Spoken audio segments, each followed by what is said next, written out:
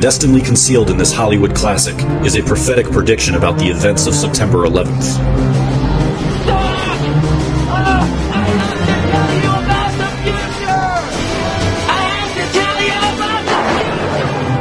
Our first clue, the clock in the background, secretly depicts the number 9/11, with the hour hand occupying the 9th window and the minute hand resting in the 11th window.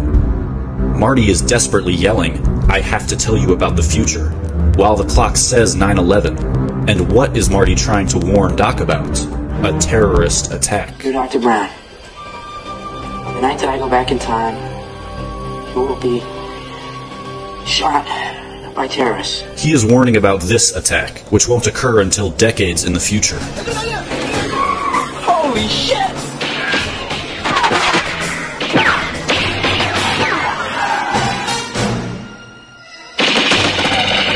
The terrorist ambush occurs here, in the parking lot of the Twin Pines Mall.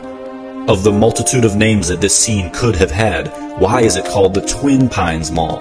It will soon become clear that this scene is supposed to represent September the 11th. Twin is a reference to the Twin Towers. And when we look closely, we can see that the clock at this scene also says 9/11. Both of these clocks veil a code for September the 11th, the first appearing during the warning of the attack, and the second appearing during the attack itself. And to even hammer the point home, here at the Twin Pines Mall, we are shown two more clocks, and both of them also display the barely hidden value 9/11. You will be shot by terrorists. So all of these 9/11s are on clocks, because 9/11 is more than just a number. It's a time, a specific time in history, a date. It appears on clock after clock, while Marty frantically warns about an impending event in history. These clocks are denoting the date of that event, while terrorists are attacking. And what about these terrorists? Because terrorists can come in many forms, look any different way, be from any part of the world. But these terrorists happen to share the same ethnic roots as the alleged 9/11 hijackers, and stage their ambush at the Twin Pines Mall. We can be certain that Twin is made to represent the Twin Towers, because after the terrorist attack occurs, the word twin is removed. Prior to the terrorist attack, there are twin monuments. After the terrorist attack, there is only one monument. There are no more twin towers, twin monuments, twin pines. They're gone. And a single monument takes their place. The single monument now at Ground Zero is the One World Trade Building. The twins are gone, and the lone, or one, now stands. It is incontrovertible that this film is riddled with 9/11 symbolism. But symbolism aside, what if there was a literal depiction of the Twin Towers that showed them collapsing? This in fact does occur in the movie. We will see it at Marty McFly's future house. I don't believe it. I live in Hilldale. This is great. Way to go. Marty, stay here. Change clothes. If I need you, I'll holler. Oh, come on, Doc. I want to check on my house.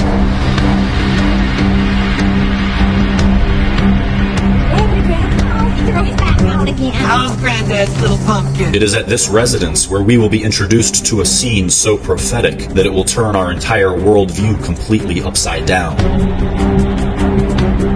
As are all other clues in this movie, the Twin Towers are discreetly hidden. You can only spot them by intently analyzing the background. I can't believe this window is still broken. Well, when the scene screen repairman... So it's official that in this movie littered with 9/11 symbolism, the Twin Towers themselves managed to make a secret appearance. And we know that the Twin Towers' presence is not an accident, because the rest of Manhattan Island also takes shape in this scene with the Statue of Liberty. Why is it here at all, and why is it hidden? Why would the director be compelled to hide a replica of Manhattan Island here in the McFly's living room? First, we should keep in mind that this movie surrounds a Middle Eastern terrorist attack with symbolic 9/11s, so the mere fact that the Twin Towers themselves also appear in this film is indescribably alarming. But it's not just their appearance that's alarming.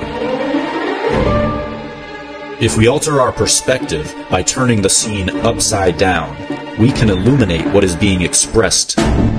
The towers are falling.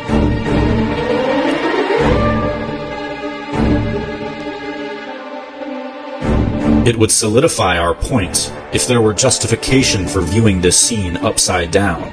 But can we think of any reason at all why we should be motivated to look at this scene from an inverted perspective, revealing the Twin Towers falling down?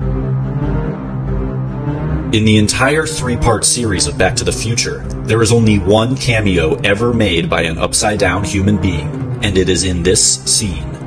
This is the only time an upside-down character will ever be viewed, and it's for a reason. We are being instructed to observe the event from his perspective. The secret architecture of this sequence of events is so carefully woven. Even the audio is spot on. Listen to what Lorraine McFly says just as she clicks the remote to trigger the Twin Towers collapse. I can't believe this window is still broken. Broken. How obvious does this have to become? The following sequence of events is centered around Marty attempting to issue a warning about terrorist attacks. First, he tries to tell Doc about the attack. Doc, about the future. No! Doc won't listen. Then he tries to write Doc a letter. You're Dr. Brown.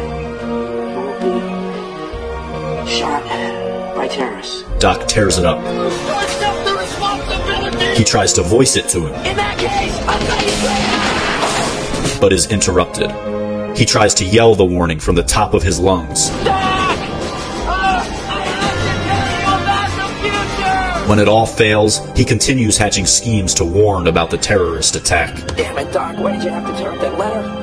Just go back early and warn him. The blatant, overwhelming theme here is that someone is screaming from the top of their lungs to watch out for this pending terrorist attack. Just go back early and warn him. And finally, when Marty's last plan goes into action, he ignites an astounding pyrotechnic proclamation that unmistakably spells out the digits 911. Someone is screaming from the top of their lungs with all the creative capacity that they can muster to watch out for this future terrorist attack. On the street where we just saw 9/11 in blazing fire, the terrorists appear and go streaking by, on their way to the Twin Pines Mall, which is clad in more 9/11 warnings. 9/11, 9/11, 9/11, 9/11, 9/11, 9/11, 9/11. The film is crawling with 9/11s. But what is Back to the Future fundamentally about? It's about an individual who has foreknowledge of an amazingly unlikely event. Unfortunately, you never know when or where it's ever going to strike. We do now. A tower that is going to be struck down from the sky. This is it. This is a suspiciously perfect metaphor for 9/11. But Marty has foreknowledge regarding two events. One is a Middle Eastern terrorist attack, and the other is a tower being destroyed. It doesn't take the greatest of artistic imaginations to superimpose his two warnings. What are the chances that a movie displays all these 9/11s, and the plot of the movie is a prophecy about a tower being struck down, while Middle Eastern terrorists stage a surprise attack at a scene called Twin? And what are the chances that in that same movie, the director constructs a secret recreation of Manhattan Island that shows the Twin Towers falling?